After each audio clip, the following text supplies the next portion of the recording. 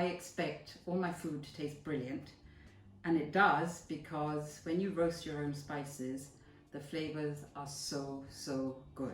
I used to buy all my spices in the shop ready mixed and didn't really think about it. And then I decided I was going to make a duck in 5-spice powder dish, which by the way you'll find in cookie dough, and it's so good. I didn't have any ready-made 5-spice powder, so I decided I'd have to make it, and I did. And for the first time ever, I tasted all 5 spices that went into that powder, and it was mind-blowing. It really was. And so now I do all my spices myself. Garam masala, I won't buy any shop bought stuff anymore. I make it and I keep it, and it's brilliant. And I follow recipe, I think she's called Manjula's Kitchen. Look into that. She's really good. She's got good authentic recipes, and I use her recipe to make my garam masala. I'm not making that today because I've got a whole bottle here. I also crush my own chilies now. I use Kashmiri chilies, I roast them, and then I blitz them on turbo to just crush them rather than grind them. I also make chili powder, and I also made some tagine powders, because when I was in Morocco I watched the man grind them up for me, and I thought I could go home and do this if I wanted. So one thing about garam masala, there are 2 types. There's the raw garam masala, which you don't roast, and that you use in cooking only, because otherwise it would have that horrible raw flavor. And then there's a roasted version that you can add at the end as a flavoring. So I generally roast my garam masala, and I make sure that all the moisture is out of it before I bottle it, so that it keeps for a long time. Today I'm going to make a crush of coriander seeds and cumin seeds. I put in a tablespoon of coriander seeds and 3/4 of a tablespoon of cumin seeds. I could have weighed them as well, but I didn't. And I'm going to roast them for 8 minutes. And the reason I'm going to do it for 8 minutes at 120 degrees on speed 2 is because I was told when I went to a talk by Cyrus Todiwala that that's what he does.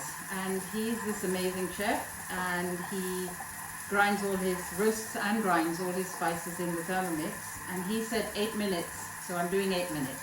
But in the middle of roasting, I stop the Thermomix and wipe away any moisture on the sides of the bowl and on the lid, because you'd be surprised. They might be dried spices, but there's a hell of a lot of moisture in them.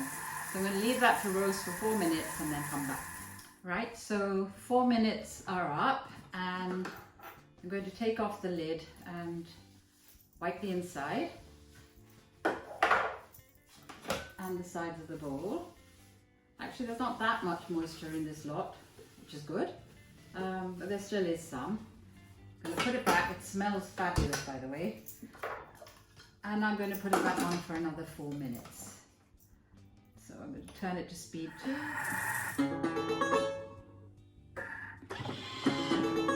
So that's the spices all roasted.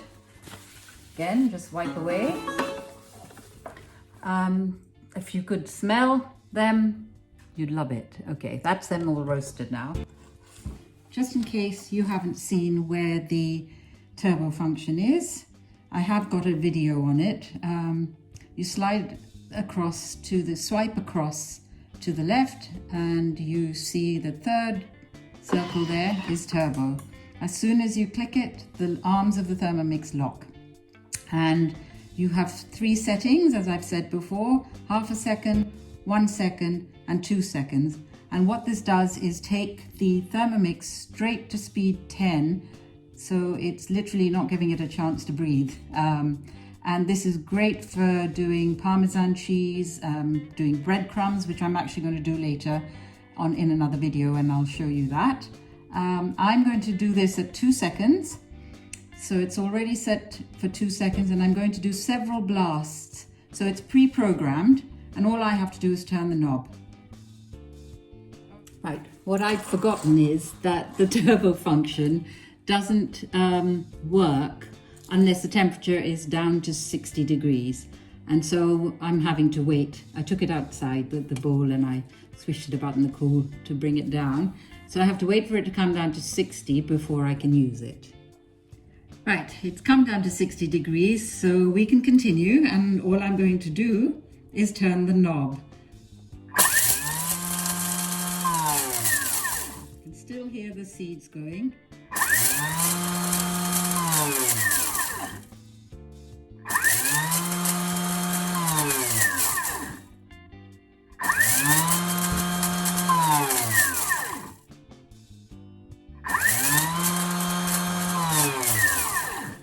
To check now.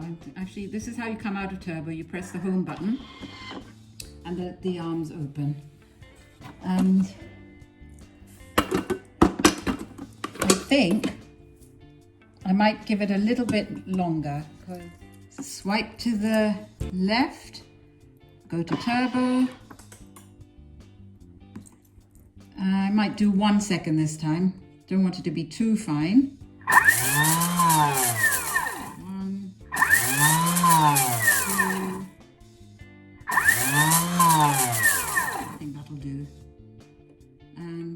Press the home button again, the arms release. They won't release unless I press the home button. That's more like it. So that's what I want my crushed coriander and cumin to look like for my kebabs.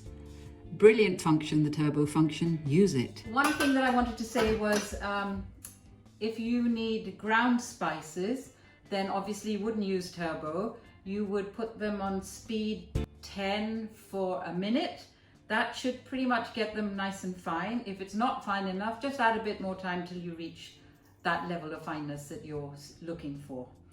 All right, enjoy and make spice mixes. It's the best thing.